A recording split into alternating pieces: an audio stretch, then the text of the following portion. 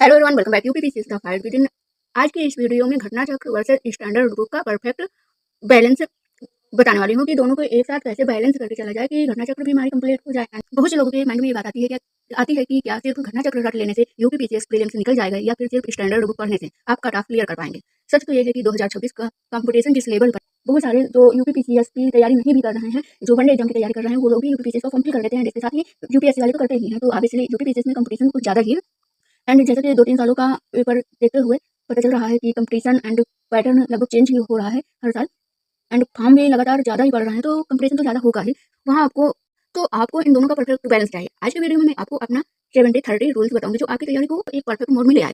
Standard book से concept बनाती है एंड घटना चक्र पैटर्न समझाती है, ये तो आप लोगों को पता ही है। एंड बिना कॉन्सेप्ट के रटना मतलब कि अपना टाइम वेस्ट करना, और बिना प्रैक्टिस के पढ़ना मतलब उस पढ़ाई का कोई औचित्य ही नहीं। क्योंकि अगर जब हम प्रैक्टिस नहीं किए रहेंगे, कितना भी अच्छा पढ़े रहेंगे, तो एग्जाम हॉल के प्रेशर में हम सारी चीज़ें प्रैक्टिस होंगी ही नहीं, तो हमारे अंदर एक तरह से कंफ्यूजन क्रिएट होगा। एंड हम उन क्वेश्चनों को भी नहीं सॉल्व कर पाएंगे जो कि इजी हैं, क्योंकि मैंने तो कंफ्यूज रहेगा, प्रैक्टिस हमने की नहीं।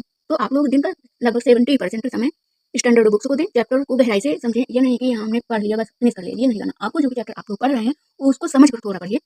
बाकी का जो 30% टाइम आपके पास बच रहा है, उसमें उसी चैप्टर को जो आपने स्टैंडर्ड बुक से पढ़ी है, उसी चैप्टर को आप घटना चक्र से उनके क्वेश्चन सॉल्व कीजिए। जैसे कि अगर आपने आज प्रेसिडेंट चैप्टर पढ़ा हुआ है, तो आज ही उसके सारे पीवाई को खत्म करें।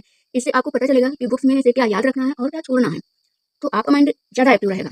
एंड वो सारी चीज़ें आपके उस टाइम, जो माइंड ज़्यादा एक्टिव होता है, उस टाइम कोई भी चीज़ पढ़ो तो वो अंडर मेमोरीज में एकदम से भर जाता है, और जब जरूरत होती है तो वो अपने आप से बाहर आ जाता है। घटना चक्र पढ़ते टाइम हम लोगों से मिस्टेक्स क्या होती है पता है आपको? घटना चक्र के एक्सप्लेनेशन को हम लोग इग्नोर कर देते हैं, जो कि बिल्कुल नहीं करना है, क्योंकि यहीं से नए क्वेश्चन बनते हैं। एंड मिस्टेक नंबर 2 क्या है? बुक्स के नोट्स बहुत लंबे बनाना। तो आप लोग बुक्स में जो भी मतलब कीवर्ड है, सिर्फ उनके नोट्स बनाइए, बहुत ज़्यादा डिटेल्स में मत लिखिए, क्योंकि जब आप लोग पढ़े रहेंगे अच्छी तरह से समझ कर उस चैप्टर को, तो जब उनके कीवर्ड आपके आंखों के सामने आएंगे तो आपको वो सारी चीज़ें याद आ जाएंगी। तो इसलिए लंबे नोट्स बनाने से बचें।